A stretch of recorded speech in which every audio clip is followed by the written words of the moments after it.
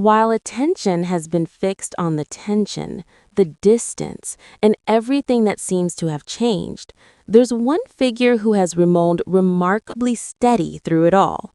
Not loud, not reactive, but quietly, consistently present. And over time, that presence has become more important than most people realize.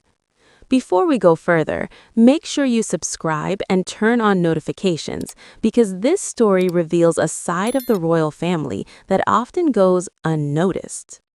When people talk about the royal family, the focus is often drawn toward conflict. Who said what?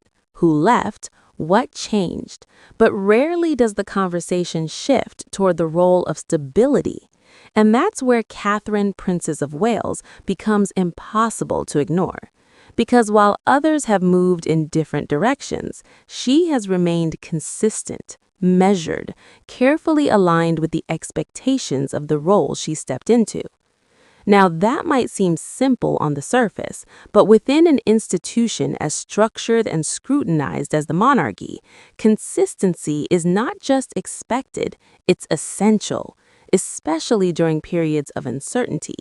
Because when the public begins to question what's happening behind the scenes, they look for signals, they look for reassurance, and more often than not, those signals don't come from statements, they come from presence, from behavior, from how individuals carry themselves in moments where everything else feels unsettled. And this is where Catherine, Princess of Wales, has quietly shaped perception, not by reacting to every development, but by maintaining a sense of continuity, a sense that, despite everything, certain parts of the institution remain steady. And that matters more than it might appear. Because while Prince William carries the weight of future responsibility, and while other members of the family navigate their own paths, Catherine, Princess of Wales, operates in a space that connects both expectation and perception. She represents continuity, but also adaptability, tradition, but with an awareness of how the modern world sees the monarchy. And that balance is not easy to maintain, especially under constant public attention, especially during moments where the institution itself is being questioned.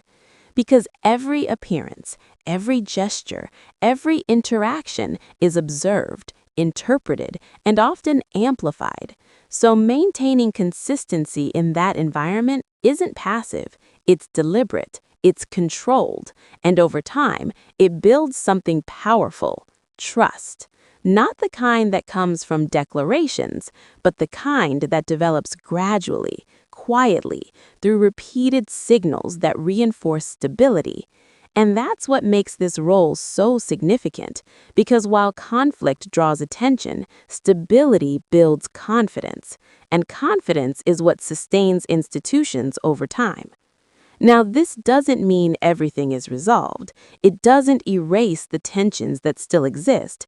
It doesn't undo what has already changed. But it does shape how those changes are absorbed, how they are understood, and how the overall image of the royal family is maintained. Because perception ultimately is everything, and in moments where perception becomes uncertain, the presence of someone who appears steady becomes incredibly valuable. And that's why, despite not always being the center of attention, Catherine, Princess of Wales, has become one of the most important figures in the current structure of the royal family. Not because of what she says, but because of what she represents: continuity, composure, and a kind of quiet strength that doesn't seek recognition, but shapes how everything else is perceived. And when you step back and look at the bigger picture, you start to see something more clearly. This isn't just a story about division or distance or even change.